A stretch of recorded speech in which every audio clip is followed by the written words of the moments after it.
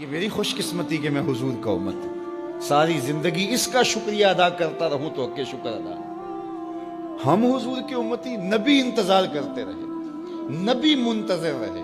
حضرت خلیل اللہ کی بارگاہ میں پکار رہے ہیں، ربنا وابعث فیہم رسولا، مالک رسول بھیج دے۔ کوئی کہتا ہے لیسا بفظ ولا بغلظ، وہ ترشرو نہیں ہوگا، سخت مزاج نہیں ہوگا، ماتھے پہ شکنے لانے والا نہیں ہوگا، وہ پیار بانٹنے والا ہوگا۔ بس وہ آیا جا رہا ہے۔ حضرت عیسیٰ نے تو نام بھی بتا دیا نا، مبشرم برسول یاتی من بعد اسمہ احمد، لوگوں میں جا رہا ہوں، چلو نام بھی بتا دیتا ہوں، میرے بعد جو آنے والا اس کا نام احمد ہوگا۔ نبی انتظار کرتے رہے، 12 نبیوں نے انتظار کیا حضور کی امت میں ہونے کے لیے، تمنا کی۔ نستورہ راہب انتظار کرتا رہا، بحیرہ راہب انتظار کرتا رہا۔ شب ہجر کی سختیاں کوئی اس سے جا کے پوچھے، تیری راہ تکتے تکتے جسے صبح ہو گئی۔ زندگیاں گزار دی انہوں نے۔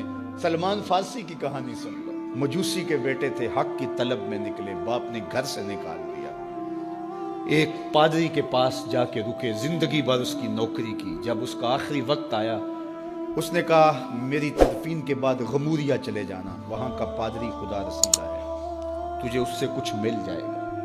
کہتے میں وہاں سے غموریا آ گیا، پھر اس پادری کی ساری زندگی خدمت کی۔ جب وہ مرنے لگا تو اس نے کہا کوئی ایسا شخص نہیں ہے جس کے پاس اب میں تجھے بھیجوں، لیکن نبی آخر الزمان کے ظہور کے لمحے آ گئے، تو یہاں سے یثرب چلا جا، وہ اس نبی کی ہجرت گاہ ہوگی، تیری زندگی سنور جائے گی، تو نے بڑی محنت کی ہے، بڑی نوکری کی ہے میری۔ کہتے میں نے اس کو کہا کہیں ایسا نہ ہو میں دھوکہ کھا جو مجھے کوئی نشانی بتا دے۔ اس نے کہا 3 نشانیاں، ایک صدقہ نہیں لے گا، دوسرا ہدیہ رد نہیں کرے گا، تیسرا 2 کندھوں کے درمیان مہر نبوت ہو۔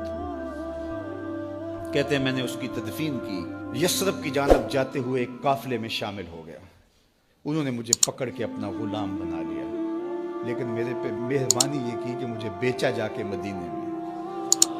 ایک یہودی نے مجھے خرید لیا، میں اس کے باغ میں گوڈی کرتا تھا، کام کرتا تھا، کھجوریں توڑتا تھا، لیکن میں انتظار میں تھا کہ کبھی وہ نبی آخر الزمان آئے تو مجھے دید ہو، کبھی عرش پر، کبھی فرش پر، کبھی ان کے در، کبھی در بدر۔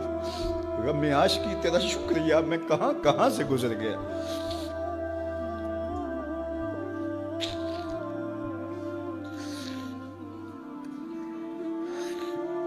کہتے ہیں ایک دن میں اپنے باغ میں کھجوریں توڑ رہا تھا کہ ہواؤں میں مستی پیدا ہو گئی، اور ہر سمت سے طلع البدر علینا کی صدائیں گونجنے لگی۔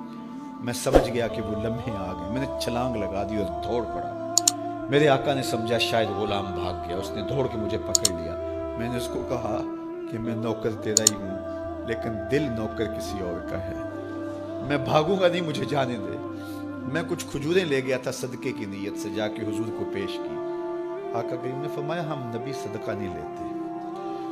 کہتے ہیں نشانی ایک پوری ہو گئی، کہتے ہیں کہ میں کچھ دنوں کے بعد اور کھجوریں لے گیا، اور میری نیت ہدیہ کی تھی، میں نے پیش کی، حضور نے قبول فرما لی۔ لیکن میں بھی کہتا تھا تیسری نشانی بھی پوری ہو لے تو پھر مانوں گا، اور وہ کیا تھی؟ 2 کندھوں کے درمیان مہر نبوت۔ کہتے ہیں ایک دن حضور میرے باغ میں آئے، اور آقا کریم نے اپنے مبارک کندھے پہ چادر رکھی ہوئی تھی، اور چادر کی اوٹ میں مہر نبوت چھپی ہوئی تھی، اور میں پیچھے ہو کے دیکھتا تھا، اور میری آرزو یہ تھی کہ کوئی تیز جھونکا ہوا کا آئے اور چادر ہٹ جائے اور میں مہر نبوت کی زیارت کر لوں۔ حضور میرے ارادہ قلب سے آگاہ ہوئے، فَأَلْقَى إِلَيَّ رِدَاءَهُ، حضور نے چادر اتار کے میری جانب پھینکی، اور پھر ایسے رخ کر کے فرمایا انظر الی ما امرت بہ، اس پادری نے جو بتایا تھا دیکھ لے آ کے۔ تو کہا میں نے دیکھا کہ حضور کے 2 کندھوں کے درمیان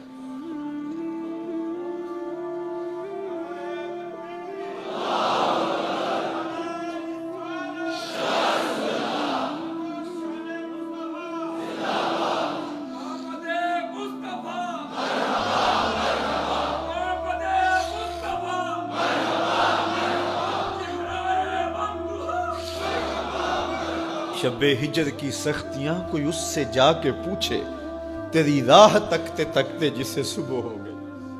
ہم نے تو کوئی انتظار نہیں کیا نا، ہم نے تو کوئی دکھ نہیں سہا، ہم سوئے تھے مقدر جاگ اٹھے.